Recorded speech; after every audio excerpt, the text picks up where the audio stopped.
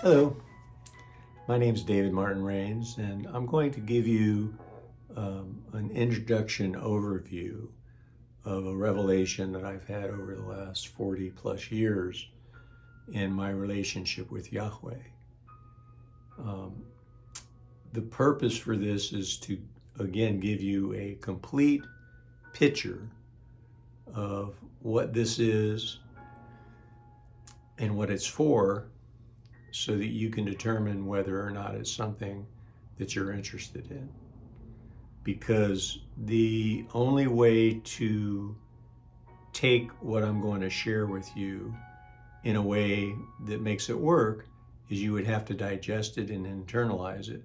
And it would, in fact, change the way that you think about things, the way you see things, and the way you hear things, because now you have a totally different dynamic that you're filtering it through. So, with that said, I was born and raised in Tampa, Florida, and I'm going to skip all of the details for later. Okay, so again, I want to reemphasize this is an overview and an introduction to the revelation of the hands. And it has nothing to do with palm reading or anything like that. When God makes something, He signs it. The tomato has 4 chambers. The heart has 4 chambers. Heart, food is tomato. The avocado represents the womb. The carrot represents the eye. It, feeds the eye. So God signs everything He makes, and His signature for the entire universe is our hands. And this is the introduction that shows you exactly the physics of God's creation and how it works. And it's all in order, and it's all math. It's the number 1 to the last number, which Yahweh is the only one, God is the only one that knows. Now, I use the word God and Yahweh interchangeably because we live in a society that is more commonly understanding God. And a lot of people that are biblically versed a little bit understand that Yahweh is God's name, which represents the unpronounceable WV, WH. I'm not good at memorizing that kind of stuff, but you know what I'm referring to. So when I was a kid, I was very depressed because I was very abused. I was so abused that my father took me with him when he left my mother, because he thought if he left me, she would kill me. And he was a full-blown drug addict. And if you know anything about drug addicts, they don't think about anybody but themselves. So it's quite an impactful statement to say that a completely drug addict person would care in any way, shape, or form for another person. So I'm just saying it this way so you understand, and I don't have to go into like the details of the constant abuse I got from my mother and my 2 older brothers and all their friends all my life. So when I was 13 and my dad left my mom, he took me with him. He abused me more because he used drugs. I used to build model cars. It was kind of a solace. It was a refuge, a place of peace for me. And I really enjoyed building them, because I took a box of stuff and I made this, what I thought was a beautiful thing out of it. Well, in the process, glue found me. And I got high on glue, not realizing that that was going to happen. And I forgot about model cars and I became a drug addict. And that was at the age of 9. So by the time I was 13, I was smoking, and I was, pot and cigarettes. And the guy down the street was paying a bunch of kids to go steal bait and tackle from Eckers Drugs here in Tampa. And so I was, a bad kid. I was in and out of reform school and all that kind of stuff. So when my dad left my mom, he took me with him. We used drugs together. And before that happened, again, when I was about 9 years old, I was leaning on the back of my dad's car. And my grandmother had told me that God was all loving and all knowing and all powerful. And I didn't have any reason to not believe my grandmother, because my grandmother was the only person that actually paid attention to me and talked to me. And so, anyway, when she told me that, I went home and I prayed and I asked this God if he would not, make me not wet the bed, because that's what all the abuse was circulated around. And so I woke up in a puddle of piss, and I figured, well, God doesn't like me either, because nobody else liked me. And I don't know why I thought that thought, but that's what I thought. So being completely depressed, asking God, who are you and who am I and what is all this for? Because life sucked for me. I didn't know that 12 years later he was going to answer me in direct specificity to all three of those questions.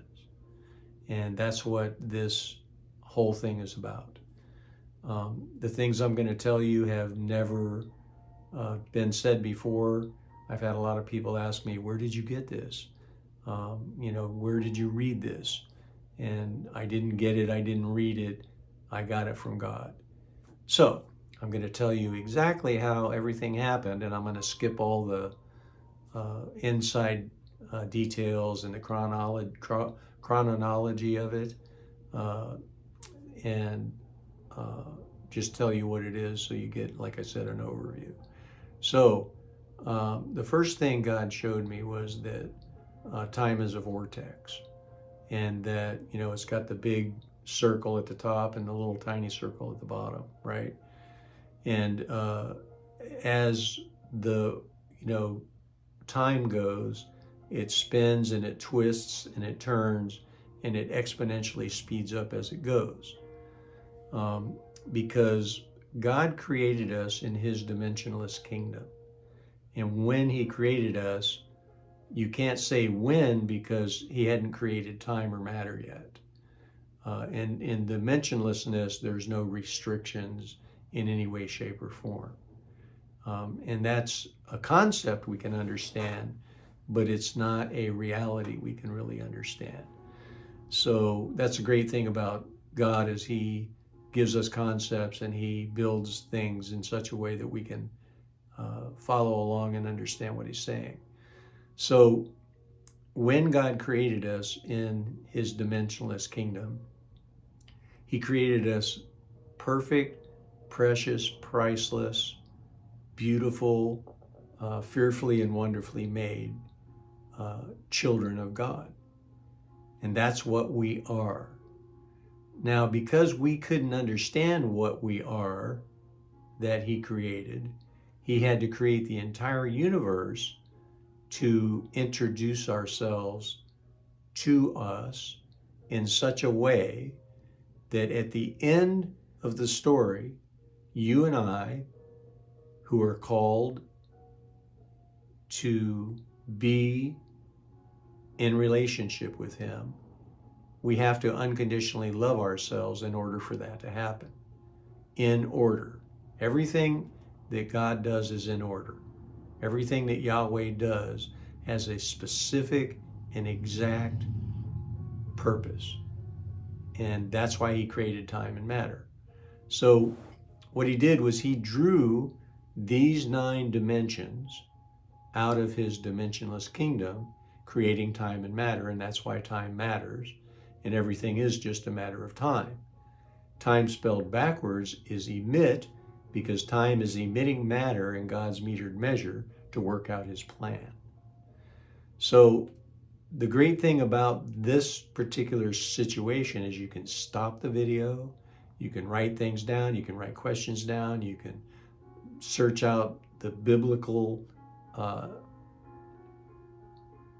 understanding of this, and you can see that even though it doesn't come out of the Bible word for word, like God said, this is, physics, blah, blah, blah, he did say that he's going to give us things that are yet to be revealed.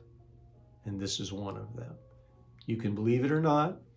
It's my revelation that I've been given to share with whoever wants to embrace it. Okay, and that's what I'm doing. So, he drew the 9 dimensions out of his dimensionless kingdom, which is a negative. So, on either side of the vortex and all around the vortex is his dimensionless kingdom, because it's not affected by time and matter.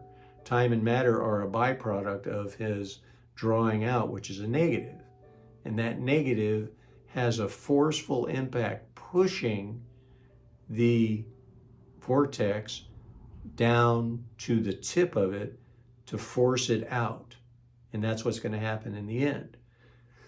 So in the end, the vortex is going to kick out the goat and the sheep.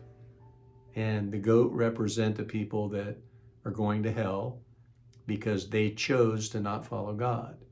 And the sheep are the people that chose to follow God. And they're going to experience what they experience for eternity for the exact same reason. And that reason is that they're both going to know what they no longer have. Because when God created the universe, he did it, again, so he could introduce us to ourselves. By us being able to identify with each other, hey, I'm a human being. I would know as a human being if there wasn't other human beings.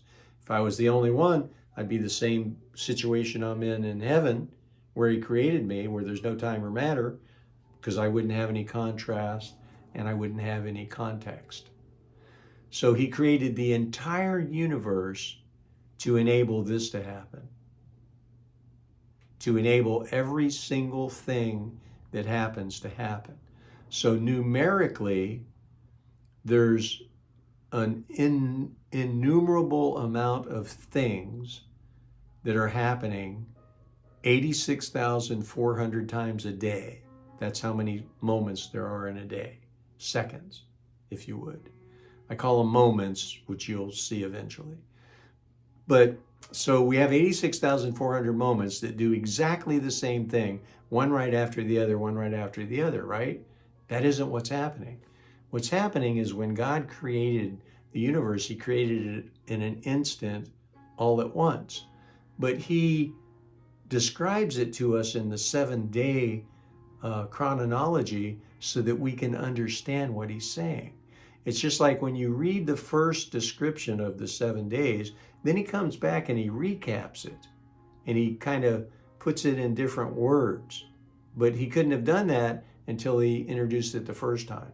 So when you critically think, there's a lot of things that tell us that these different things are true, because once you get a truth, if it doesn't match with another thing representing itself as truth, if it doesn't match, it's not true. Because truth aligns with truth and it doesn't align with anything else. And there's only two things. There's the truth and there's the lie. Now, well, there's three things because there's neutrality, which you'll see in a minute. So when he created all of this and he made it work, he made everything, every moment exactly the way it's supposed to be, but he made it individually for you and individually for me. So I hear and experience life totally different than you, even though we're exactly the same, being that we're human beings, right? Because when I hear my first word, I associate it with everything that's around me. I always use the example of red truck. If you say red truck to 2 or more people, you're going to get a completely different answer from most people unless they're very mundane and they say a red fire truck. But then you say, well, what color red was it? And you say, how long was it? Was it a ladder truck or was it a, whatever truck? So the point is that when you think about the impact of that one thing, it's amazing that we can communicate it all. But God meticulously perfectly created everything so that it would work perfectly. And he said, I have begun a work in you that I will be faithful to complete. You notice we're not involved in that conversation. The reason is because it's already done. And when he created everything at once, he created the past, the present, and the future. It's already right here. But the fact is that the past doesn't actually exist except for in our mind, conceptually remembering whatever it is we remember, which is mostly vague.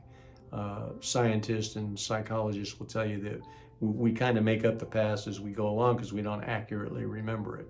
But regardless of that, there's degrees of accuracy and inaccuracy and all that. That's not the point. The point is that the past is a memory and the future is a hope, which can be positive or negative or a combination of the two, whatever. The only thing that actually exists is right here, right now. Now stands for no other way, because there's no other way to be here now except for to be here now. And the present is present. It's present because he already had it all worked out when he gave it to us. That's why we have deja vu. And we have lightning bolt spiritual experiences, and we have different anomalies that happen, but generally the everyday occurrence is not remarkable. You know, you wake up, you have your drink, whatever you drink in the morning, you read or you exercise, whatever it is your routine is. You get up in the morning and you do whatever you do, and everything is, just normal. So it's not remarkable. But when we have a revelation, it's remarkable. It stands out, it stands above, it stands alone. And it's very remarkable because of that. So when I asked God, I said, who are you and who am I and what is all this for? This is the answer. This is the total answer. The reason we're here is to learn how to unconditionally love ourselves, because God unconditionally loves himself, and he can't have an equitable, equal, unconditional love relationship with us until we come to the point that we unconditionally love ourselves. And the plan to make that happen is this. He commanded us to love him with our all. He uses all the words to describe it, but the bottom line is he wants us to wholly love him without any reservations. He didn't tell us that our all was a little tiny mustard seed sized germinating seed of unconditional love. And then when he commanded us to love our neighbor as we love ourselves, he didn't tell us that when we do that, so you make me mad and I decide I'm not going to have anything to do with you. I'm being disobedient because God told me to love you as I love myself, right? And so when I choose to be obedient and I say, you know what, I've got to be more forgiving, more kind, more loving, more patient, whatever it calls for in a specific situation, and I'm obedient and I do that, it expands my capacity to love, and that is the maturing process to bring me to the place where I can actually unconditionally love. Now, what is unconditional love? Very simple. Yeshua, Jesus, hanging on the cross, having been beyond description, brutally, savagely beaten, almost to death, right? A fraction on the other side is death. And he said, Father, forgive them, for they know not what they do. There is no way that he could have said that unless he unconditionally loved himself. Now, a lot of people would say, oh yeah, that was Jesus. I mean, he could do anything. I can't do that. Jesus said, be perfect even as your Father in heaven is perfect. When I read that for the first time, I threw my Bible on the ground. Yes, I did. Because I thought, I'm going to hell. Because I didn't understand what perfect meant. Perfect means mature. God designed us to become mature, to become perfect. Because when a seed germinates, it goes through a maturing process with the roots that go down in the ground. At the same time, it goes through a maturing process with the sprout that comes up. And then it goes through a maturing process of the roots, becoming completely entrenched in the dirt. So they're perfect because they have matured to the point of completion. So when something's immature, this is key to everything in life. Things start out immature, they become mature, then they become complete, and when they become complete, they're perfect. They're one. Okay? So, when we understand that Stephen was being stoned to death, these guys were picking up great big rocks and throwing them at a human being to murder him. And Stephen said in the midst of that, Father, forgive them, for they know not what they do. And again, he could not have done that unless he was able to unconditionally love himself. Now, I want to say this because this is really, really important for the Christian community and the non-Christian community alike. Satan became Satan because he wanted to become God. And God said, I'm God and you can't become God. So I am the Father of light and I'm going to grant you your request, and you are now the father of darkness. And that was the creation of evil. God says in Isaiah, I created evil. And that was it. Okay? And it had a purpose because everything that God does is in order and it has a purpose. So it's purposely, intentionally ordered for an exact specific outcome that he had in mind. Okay? Now again, I'm using time words. He had. See, God doesn't work with time. He does, and it's done. It's one and done. That's it. Okay? But again, the only way that we can understand anything is to humble ourselves and stand under that which we want to understand. And everything that we don't understand is locked with that key, the humility to stand under that which we want to understand. Once we do that, we get the key that unlocks the door to understanding whatever it is that we want to understand. So you might want to jot that down. Now, so we can't give away something we don't have. And when you think about it, love is not actually love if it's not unconditional. If I say I love you but, or I love you if, or I love you because, that's not love. That's conditional love. But it isn't really love. It's a form of love. It's maybe a little piece of love that is really insignificant when it's compared to unconditional love. And that's what God said. He said, I want you to love me with your all. I want you to unconditionally love me. And he was saying that because he unconditionally loves himself and he wants to have an equal, equitable relationship so that he can enjoy his creation. He can enjoy his children and we can enjoy him. So the Father God is first and he's ever expanding. Within that, the mother, and this is going to set a lot of you off into the stratosphere. But hey, it's my revelation. God told me this, and I didn't even question it in any way, shape, or form until people I was sharing with said, oh, that's not true, and I started searching it out, and we'll get to that later. But here's the thing. In Proverbs, she says that she's wisdom, and she was drawn forth out of God. God drew her out of himself, just like he drew Eve out of Adam, but he drew her out of himself before he drew anything else out, before he drew the circle of on the dark, on the circle on the dark. And she was there, and she was full of joy, creating everything with him. And that's his wife. Now, before you go off, Ruach HaKodesh is the Hebrew name for the Holy Spirit. Ruach is feminine. In Hebrew, there is no neuter. It's either male or female.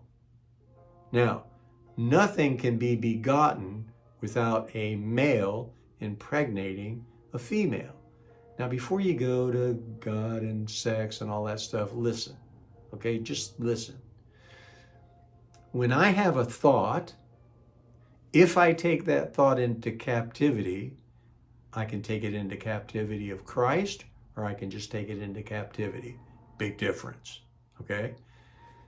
But I take every thought into captivity, and when I do that, it is planted in my heart, because as a man thinks in his heart, so is he. It doesn't say as he thinks in his brain, so is he. It also says out of the heart, the mouth speaks, and out of the heart springs the issues of life. So I may put something in my heart and say, I want to rob a bank. But then I think about it, and I think about the consequences, and I think about, it's just not a good idea. So I throw it out. And somebody comes along later and says, hey, what about David? He said he was going to rob that bank. Did he ever do that? Oh, no, he didn't have the heart to do it. So out of the mouth, he spoke that he was going to rob a bank. But then he thought about it and he said, I don't want to really plant that in my heart. So he didn't take it captive. So it's very, very important to understand this, because as a man thinks in his heart, so is he. It's not as a man thinks in his brain, so is he. The brain has no feelings. When they operate on your brain, they don't anesthetize it because it has no feelings. But your heart has feelings. So your brain is like the engine and the heart is the gas tank. But until the two connect, nothing happens. And the way the two connect, that 18 inches between the heart and the brain, is our feelings and our emotions. That's the gas line that connects the two, that enables things to happen. That's why I take every thought into the captivity of Christ in my mind, and then it's planted in my heart, and out of the heart spring the issues of life. And that's the process of thinking, okay? Now, I'm setting all of this up to take you through the entire overview of the revelation of the hands. The revelation of the hands is actually a word, T.R.O.T.H, T-R-O-T-H. The word troth just so happens to come to create the word betrothed, because troth means marriage, fidelity, truth, and covenant. That's what it means. And so I was sitting 3 o'clock in the morning and I was asking God, what is this revelation of the hands? And he's given me acronyms from the very beginning. Now, this whole thing started with God audibly speaking to me one time, and so far the only time he's ever spoken to me audibly. I was in an office one day. Everyone left the office, went to lunch. I had brought my lunch. And he said to me, now stands for no other way. I'm running around the office because I heard the voice and there was nobody there. So that's how it started. All right, then he showed me my hands. Now I'm gonna move this so I can show you.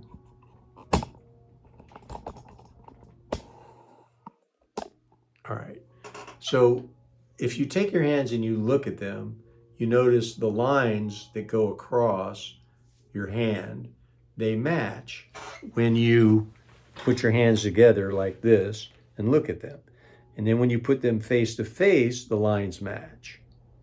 And when you put them on your chest right here, you're connecting all of your electrical connections together, and you're putting it on your sternum, which is called the solar plexus. Now, solar obviously means sun, and plexus means knitted together. So what you have now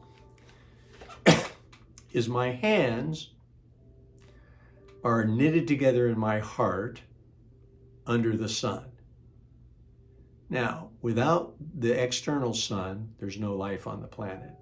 Without the internal sun, the heat that's in the core of the earth, there is no life on the planet. Without the sun, S-O-N, there is no potential of life. But the sun is the light.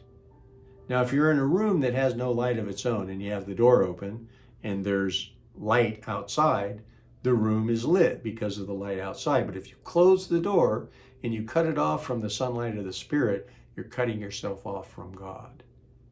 Okay, and so people that don't believe in God have cut themselves off from the light, so they are in the darkness and they can't see.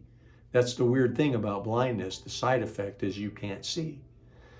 So don't be hard on people that can't see. Just recognize that they're in the dark, and that if you become a Christian, you can light the way for them to follow.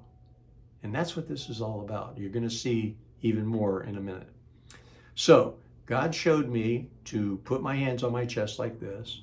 And in this process, he showed me all of these things that I've already shared with you and all the things I'm going to share with you. So I sit like this, and he instructed me to imagine myself looking at his lips, waiting for them to move. Now I would itch. I'm an itcher, right? I scratch because I itch, and that's it used to be a challenge for me. But now I just scratch and go back to looking at his lips. I have thoughts come in and out, and I just go back to looking at his lips. And that's what he instructed me to do. So as I did that, he started talking to me. And everything that I've told you was a result of him talking to me, okay?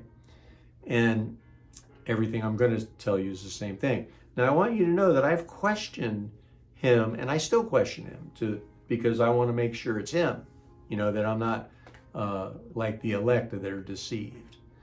So it's very, very important to me. So in regards to the vortex, I'm looking at my hands. I'm in South Africa at the time, and I'm looking at my hands and I'm saying, God, I don't see like a vortex, right? I mean, this is kind of a vortex, but it's all of this. It's not just a vortex.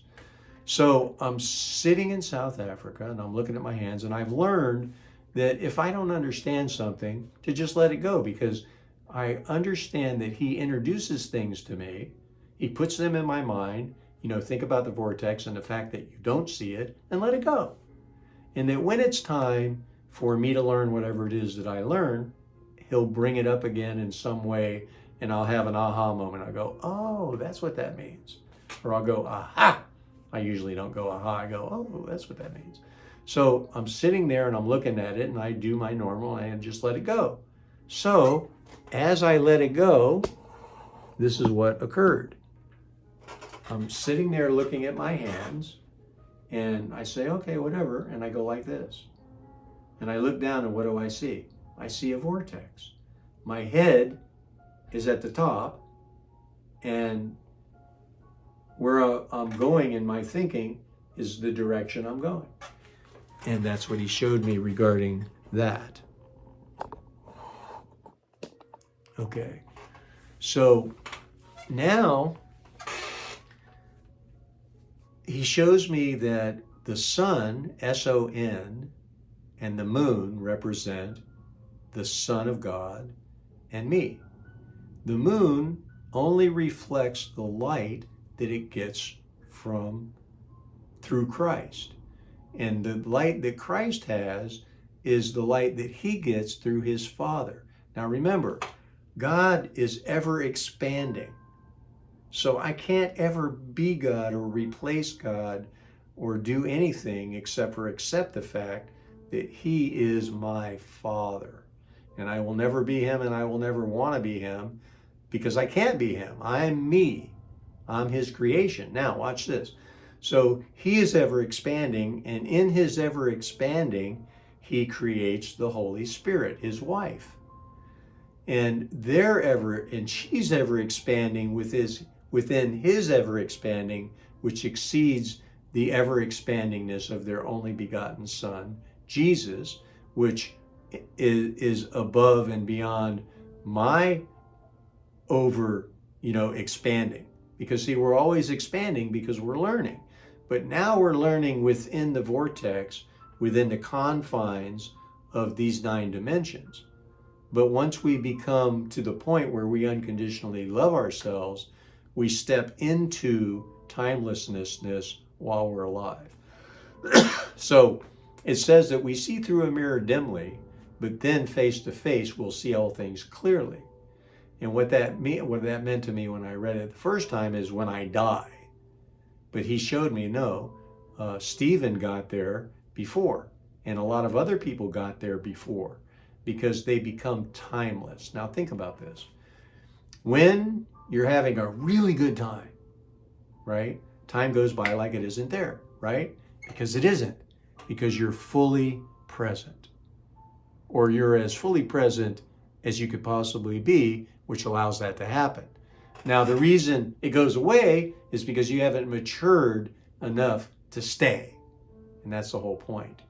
When I mature enough to stay, I'm completely in love with myself and my God and my mother and my big brother and all my brothers and sisters, whether they're saved or not.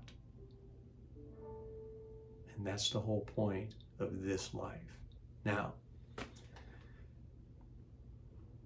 I hated God with a spirit of murder in 1976 when I got clean. I was delivered from drugs.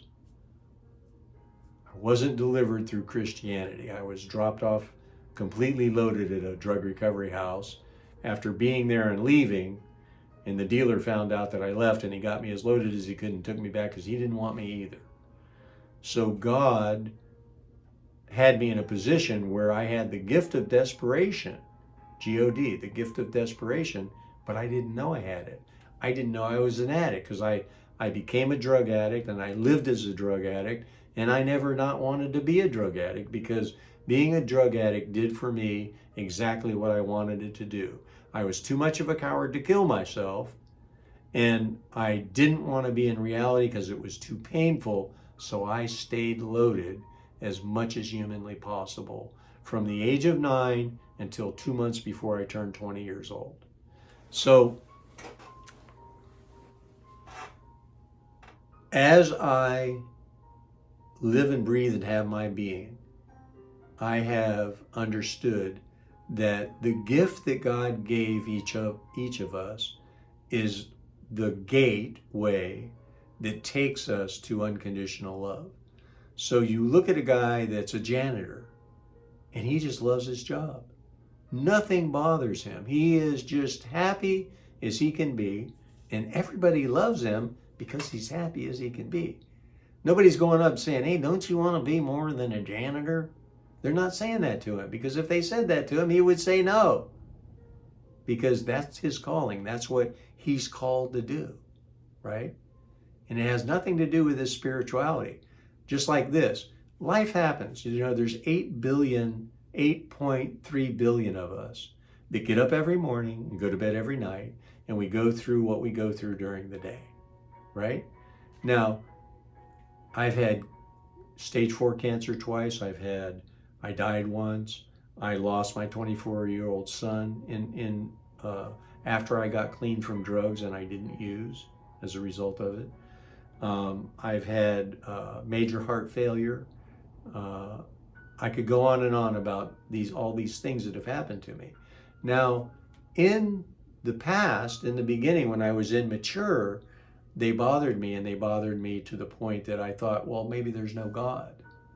But then as I matured and I came to that mature place, I recognized the fact that no matter what's happening in my life, it has nothing to do with my faith and my relationship with God. Now you think about Abraham. Abraham had the axe in the air. He was ready to kill his only son. That is unconditional love for God, because he was willing to do whatever God told him without question, because he was absolutely in love with God. So I'm telling you all this so that you understand the foundation of what all of this is a byproduct of. Okay? Everything that I just told you is a byproduct of this. Okay, and now I'm going to tell you the revelation of the hands. So if you put your hands out like this, like put them flat on a table or whatever, this first finger represents discovery, because we don't make anything. We discover everything. This scientist one day, he says, I found the way to create a human being. So all the scientific community got together and they were in this big stadium, and all these people were sitting on the edge of their chair waiting to hear, how do we make life? Because everybody wants to make a human being, right? And so the guy says, the first thing he says is, first I took some dirt, and this little cloud came over in the middle of the stadium, and this voice, thundering voice, came out of the cloud and said, get your own dirt. Because we don't create anything. We don't create thoughts, words, deeds, nothing. It's already all been created. Creativity is the manipulation of what we have to work with. Some people are more creative with what they have to work with than other people are, and that's what creativity is. Okay? So the first thing we do is we discover, and then we duplicate. Now you notice your finger has a fingerprint on it that makes it individually one of a kind, the only one, you, right? Well, you have a physical, static fingerprint, but you also have an emotional fingerprint, and you have a spiritual fingerprint. So when I discover something and I duplicate it with my energetic being. So it has my signature on it. And we'll get into that later. I'm only giving you the overview, and I'm going to give you just enough information to understand what the heck I'm talking about. Okay? So we discover, and then we duplicate what we discover, and then it gets messy because it needs to be balanced. Because if you just create things, at some point there has to be balance, or you have chaos. So you do have chaos because chaos is part of the immaturity, and chaos is the maturing is a part of taking the chaos and figuring out how to critically think and understand what's going on.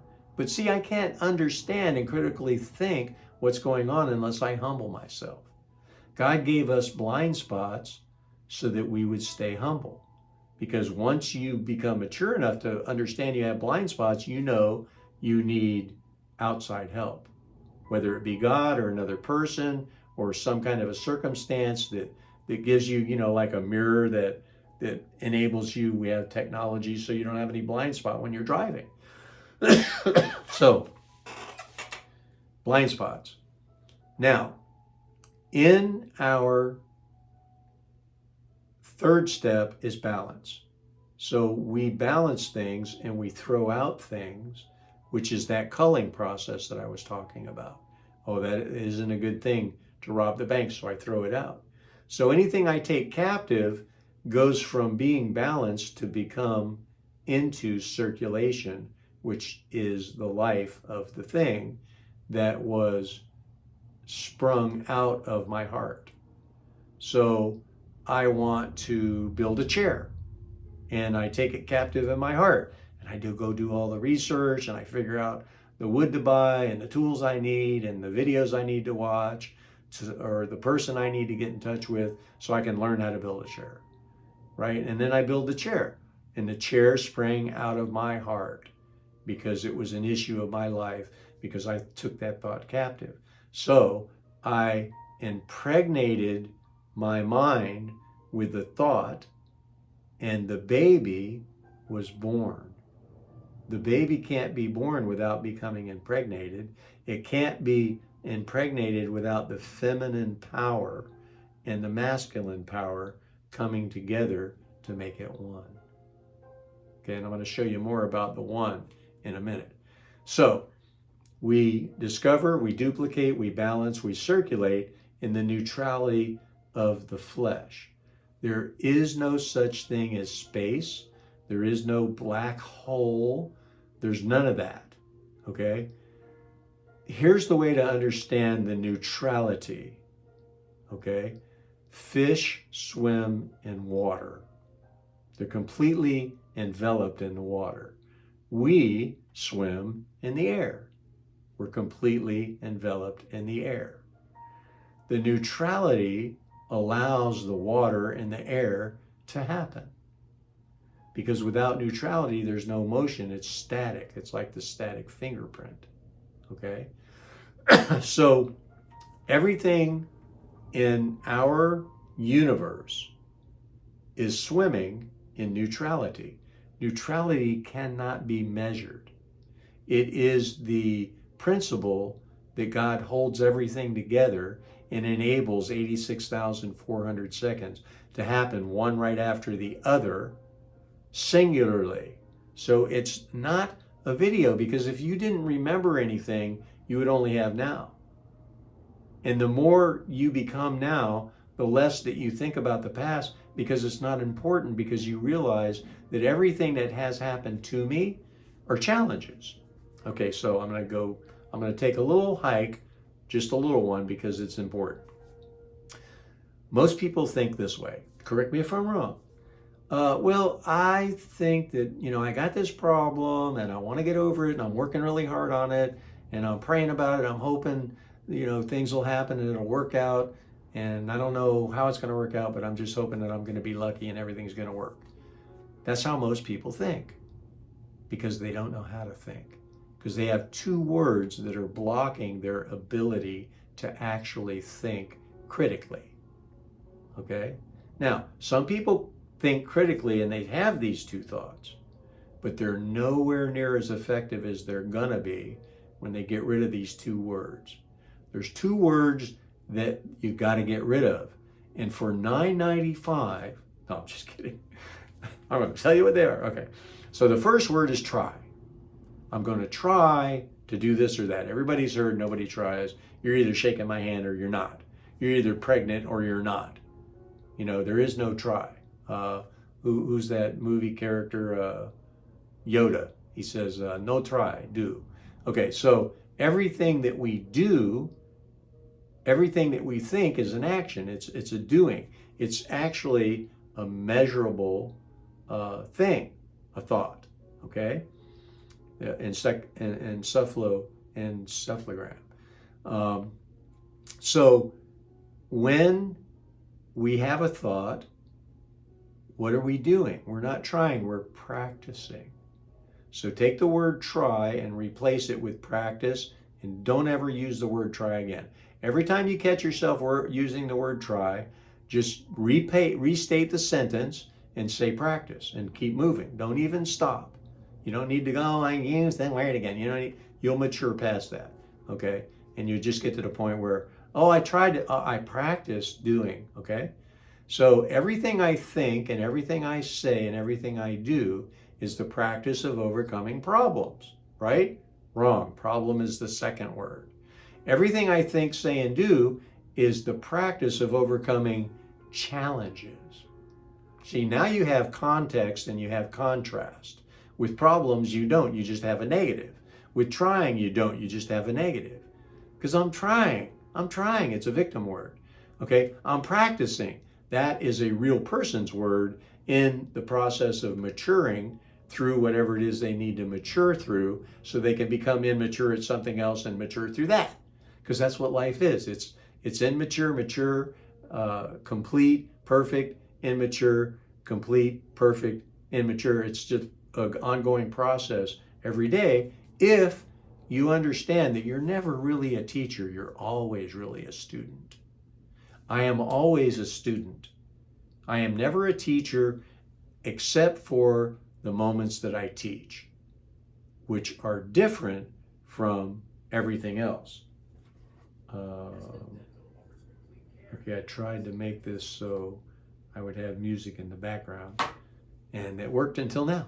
Okay, so as we go along and we mature to completeness, we go to the next thing that God wants us to learn in the big picture of the immature to mature to unconditionally love ourselves.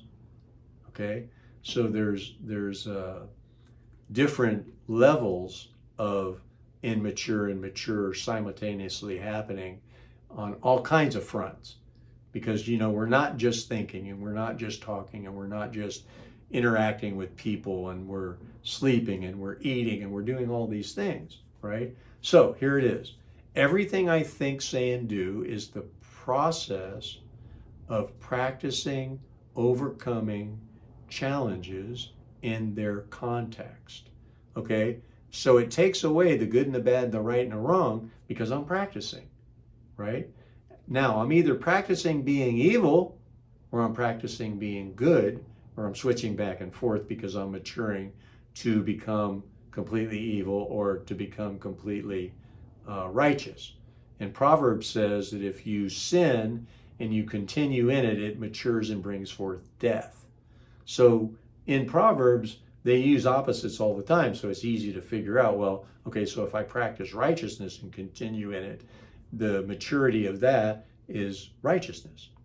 So everything I think, say, and do is the process of practicing overcoming challenges in their context. So some challenges are easy, tossing a ball up and down. Other end of the spectrum is having a personal interrelationship with another human being or God, right? Because again, we start out immature in our new relationship, whether it be with God or another person or a dog or a plant or whatever it is, and then we learn, oh, the plant, I gave it too much sun, I killed it, I got to get another one, I won't give it so much sun, or I didn't give it enough water or whatever. So we mature and learn how to care for the plant so the plant's happy and the plant lives, and we're happy because we want the plant to be happy living. So this is all so exciting, and I'm so grateful that God is using me to communicate this to you who want to receive it. The ones that don't want to receive it, I love you and God bless you. And if you're still here, awesome. And if you left, awesome, because it's not meant for you if you're not here anymore. And you may stop at some point and not be here, and it's okay. I love you anyway because I unconditionally love myself, and I unconditionally love God and you. So now we've gone through discovery, duplicate, balance, circulate, and the neutrality of the flesh. Now, in here, discover all of the 9 dimensions go straight down because they're all applicable within each other. So you have 9 parts, but you have one thing. Just like the gift of the Holy Spirit, it doesn't say gifts plural. It says the gift of the Holy Spirit is those 9 parts. The first one is love, and the last one is what's the last one? Respect. Okay, but anyway, the point is that there's 9 parts, but there's one thing. And so I'm going to show you the numbers at the end, which is kind of cool. And no, it's cool. Kind of was an extra word. It's very cool. So you got the 9 numbers. So the neutrality of the flesh, and then you have the neutrality of the spirit. So you have 4, and then you have 5, which is the bridge, and you have 6, which is the number of man, which is self-explanatory, and 7 is maturity, completion, and perfection. That's the reason we're here. So each time we mature to perfection in whatever it is that we perfect, we go on to new beginnings. You see how that works?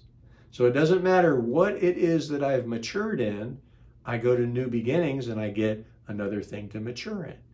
And as that happens, the last one is the repetition of revelation. So every morning when I wake up, I have 86,400 revelations given to me, new, brand new and shiny, every day. Now, getting up, going to the bathroom, getting a drink, reading, writing, whatever it is your routine is in the morning, it's not a revelation. It's just things that you do every day. And the people that you see and the places that you go, everything that's mundane that happens every day with pretty much without change, not enough change to be remarkable, is a revelation, because you don't know how you're going to exactly sit down in the chair. You know, we come to the point where we wake up with sound effects. You know, like, oh, we sit down with sound effects, oh, or we stand up with sound. So, you know, those kinds of things change, but they're not really remarkable. They just kind of things that we integrate into our normal everyday thing. Now, during that process, we have remarkable revelations, like I did when God said to me, "Now stands for no other way." And then he showed me how to do this. Okay, so I want to go back to this for a minute just to further express some things. Okay, so I'm sitting with my hands, and the moon is the reflection of the light of the sun, but the moon has a dark side. The biblical verse for that is, "The heart is always continually evil," which is the darkness. Okay, so the darkness and the light is what's happening. Now, as we become more mature, we become more light and less darkness. And so with God, it says there is no shadow or variation of turning, because God is everywhere at once, so he never has to turn because he's already there, because he's omnipresent. Now, this is going to rock some boats, but here's the reality of it. When I deal with you and other people, I get revelations, because you're standing on this side of the globe and I'm standing on the other side of the globe. And we're both looking at the globe, but I can't see what you see, and I don't interpret it the way you see it even if I was there. Okay? So when you share what you share with me and you're a person of truth, I take that truth and it becomes a part of me. And this is another dimension of maturing. And what happens is I start to have light in the place where light couldn't normally be, right? So when I come to the place where I unconditionally love myself, my moon is light all the way around, because I have matured to the perfection as Christ commanded me to be perfect, even as my Father in heaven is perfect. I didn't become perfect without flaw, better than everybody else, and all that stuff. That's a non sequitur, okay? Because the perfect without flaw is God's plan that we can't see, because he sees it entirely. But not only does he see it entirely, he's ever expanding from it, so we can never catch up with him, because he's always one, billions probably of expansions beyond us, right? But it doesn't matter, because he unconditionally loves us, and he is always there for us. One of the guys said the other day that Christianity is the only religion that says God lives inside of you.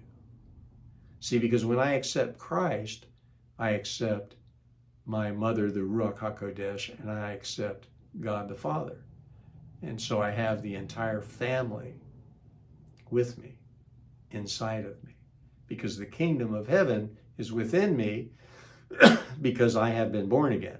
Okay, so go back to the hands, the neutrality of the flesh and the neutrality of the spirit. This is a bridge. In between the bridge is the soul of man. This is where the soul of man sits, right in the center. You've got the unregenerated soul, which is not yet born again. And then you have the regenerated soul, which is born again. So before you're born again, you see you see the spirit as, all roads lead to God and everything's good, and you can be whatever you want to be, everything's cool.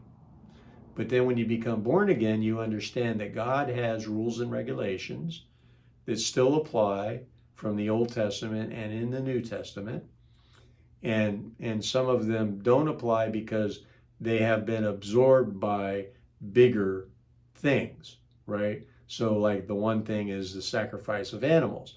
The sacrifice of animals was the new covenant where Yeshua became the completion so that the sacrifices don't need to happen anymore because he gave his all one time to cover everybody's sin. So we're not saved by works, we're saved by grace. And we continue to be saved by grace as long as we practice the relationship with Jesus. Now, that's very key. We practice our relationship with Jesus. We practice our relationship with the Ruach HaKodesh, which actually supersedes our relationship with Jesus, because Jesus left to go make a place for us, and he left the Ruach HaKodesh to mother us, to nurture us, to teach us, to guide us, to keep us like a mother keeps her children at home while the father's out working. See, everything that God does is like everything else that God does, and there's no confusion and there's no unlikeness. Everything is like God that is like God. So every truth matches every truth, or it's not true. Now I'm going to go back to this. You have discovery is the dominant here. The subdominant is duplication. And then the subdominant is balance. And the next one is circulation. And the next one is the neutrality, right? So they're in line in the order that they go out this way because it's one thing, right? Now watch this. This is pretty cool. So I've explained to you, we discover, we duplicate, we balance in the circulation of the neutrality of the flesh and the neutrality of the spirit of man to continue to mature and complete and perfect that which we're experiencing from a moment to moment basis. Because it's in the moment that I'm immature, and it's in the moment when I become mature, and it's in the moment when I become perfect, and it's in the moment when I become immature for the next thing again, and it recycles into the new beginnings. So then the new beginnings are the repetition of revelation, okay? And this is the physical physics of the universe. It applies to every single thing. So you have father, mother, child, family. You have north, south, east, west. You have height, width, depth, and breadth. You have winter, spring, summer, fall. You have fire, water, dirt, and air. So everything that's physical is represented right here, okay? And everything that is spiritual is represented right here. And when you put the two together, they are one. Watch this. So this is 1 and this is 9, which is 10.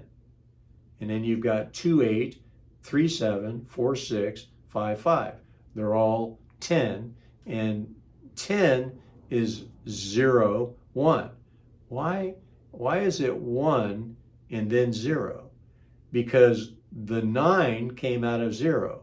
1 came and then 2 came and then so the same thing unto 9. And that's how all of this came. It came out of the neutrality of the spirit of man circulating in the flesh. Okay? Now, when you take the heart and you put it like this, and you look at it, this way, you see the heart, right? But what people don't recognize is the 6 that's behind it. There's 6, 3 and 3, right? And this is 4. The heart is the circulation of the neutrality of man circulating in the flesh. That's what the heart is. And it's the heart of man, okay? And so there's more to that in each number, how they go this way, which I'll explain later. So here we have the explanation of the physics of the universe. We have the explanation of the purpose of man, and we have who God is. God is our ever-expanding Father. The Holy Spirit is our ever-expanding Mother. The Son, the only begotten Son of the ever-expanding Father and Mother, is the ever-expanding Son. So then when He created us to be ever-expanding children, but we had to go through this to understand that, so that when we go back out, we know who we are, and we're completely and absolutely in joy. And God made us for His good pleasure. And stop and think about it. When you have a child, and that child is playing in the field and you're watching them. I took my daughter on a cruise one time, and we went scuba diving. And at one point I was under the water and I was looking at the teacher and my daughter. And my daughter was like, she was real young. She was like 11 or something, 12. And the teacher was showing her a spider starfish. And, there's no greater joy than watching your children do what they do. So everything God has created is fully exposed when we come to the place of unconditional love. And isn't that what we need in the world? The Bible tells us that as believers, born again believers, the acronym God gave me for that. God has given me all these acronyms, but they're whole sentences. They're not like parts. So He told us that we need to be like children to enter the kingdom of heaven, which would be a babe.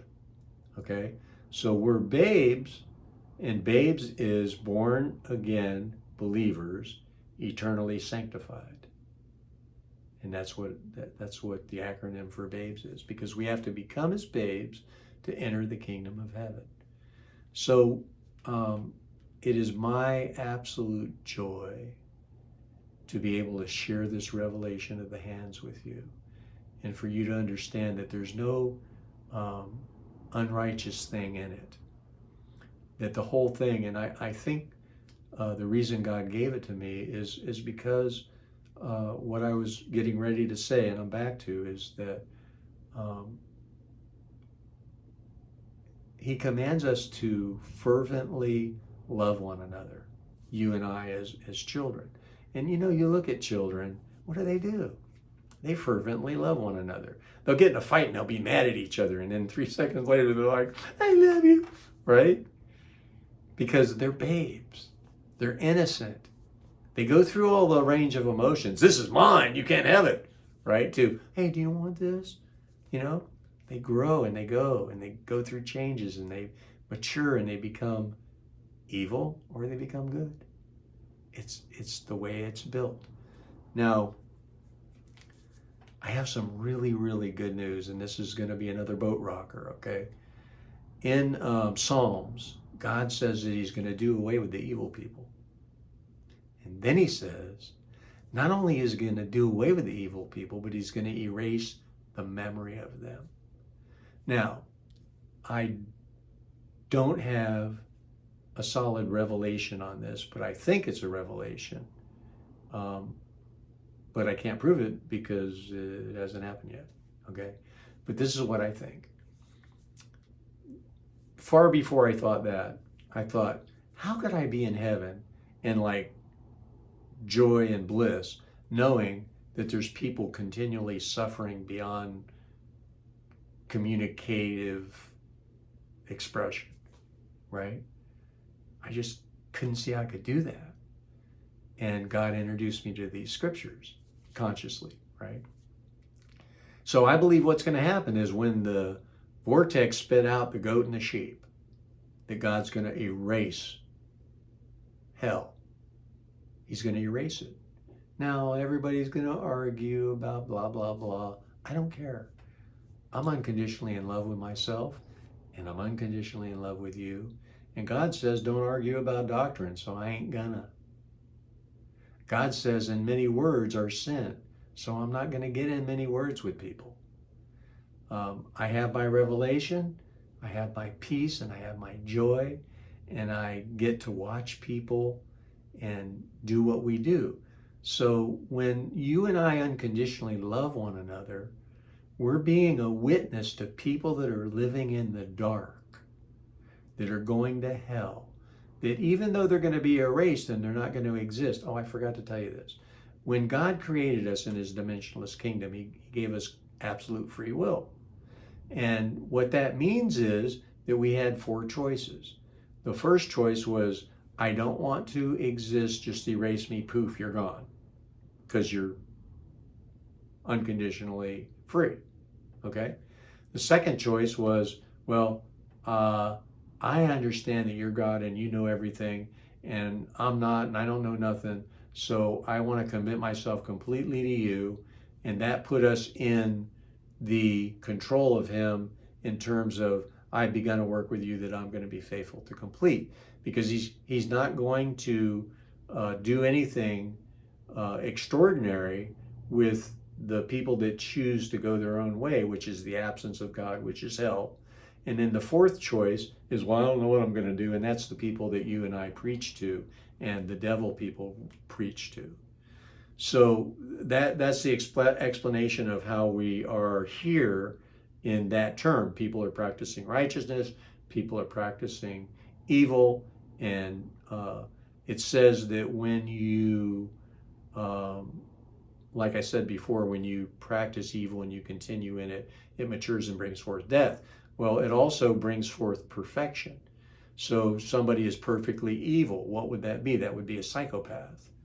Now, I'm going to show you one more thing real quick. Here's the process of thinking. Visualize 1 through 9 going to the right and 1 through 9 going to the left. That's integers, okay? So you've got positive and negative integers. Okay, well, that's only half the story. Here's the whole story. When you look at it, there's 0 in the middle and 1 through 9 on each side, right? Well, the top half is negative destructive, which is outright evil. The bottom half is positive destructive, which is the sheep in wolf's clothing. You know, I got a knife in you and I'm turning it and saying, I love you, right? That's negative, positive destructive. So you got negative destructive and positive destructive, and you have 0 through 9. So, or 1 through 9.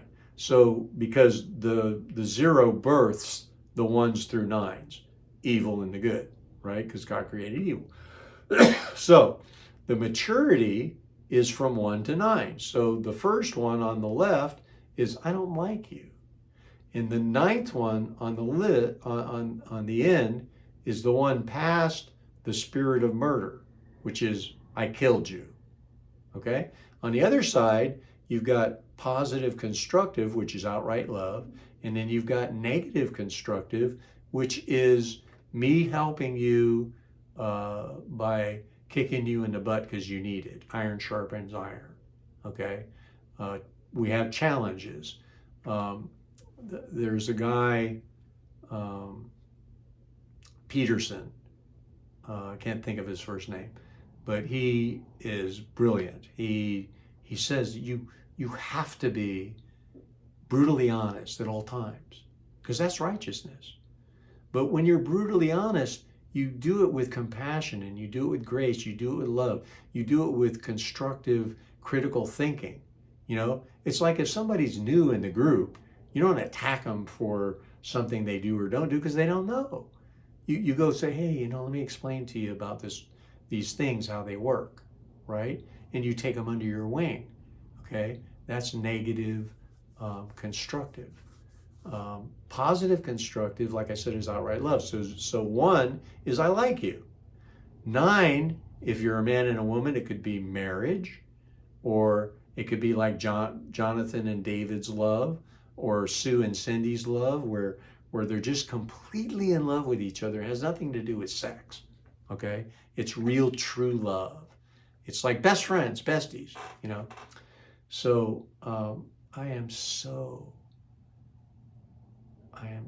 grateful that God has given me this wonderful gift to offer to you. And it's an offer. You can take it or leave it. You can pick it up, you can put it down, you can come back to it, you can not come back to it. It doesn't matter because it's already in place. Oh, let me tell you. Okay, so now I'm going to go into a few revelations. Okay, so because God created everything exactly the way it's supposed to be, now is exactly the way it's supposed to be at all times. So if I believe that and I accept that and I put that into practice, this is what I'm doing. I'm realizing that if whatever's happening, life, death, pain, suffering, sickness, evil comes into my life, evil goes out of my life, whatever it is, it doesn't matter. It's exactly what it's supposed to be because time is a chisel. And that chisel is chiseling off. It's uncovering, discovering, and discarding everything that needs to be uncovered, discovered, and discarded so that you end up in the position of unconditional love. Because you can't get there until you get rid of everything that you are not. Okay? So we go back to, it doesn't matter what's happening in my life. It doesn't affect my faith. It doesn't affect my relationship with God because faithful are the wounds of a friend. Time is a chisel. Sometimes it hurts. And that's why we're supposed to comfort each other when we're hurting. You know, if somebody just died that's really, really close to me, you don't come up to me and say, hey, get over it, man. They're dead. They're gone. Let's go. Right? You hurt because they hurt.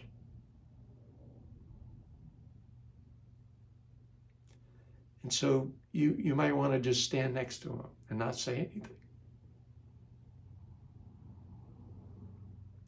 And they would know that you're there. And that's all the comfort they need. When I was sick and I was dying of cancer the first time, they said I was going to die 100 times. I call the doctor every year to see how he's doing. My uncle came and he would sit and not say a word, and he would just, kind of rub my hand. Some other friends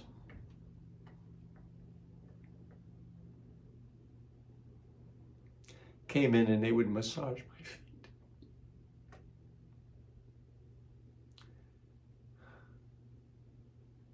Love is a grand thing. Love is a precious thing. Love is a priceless thing when it's unconditional.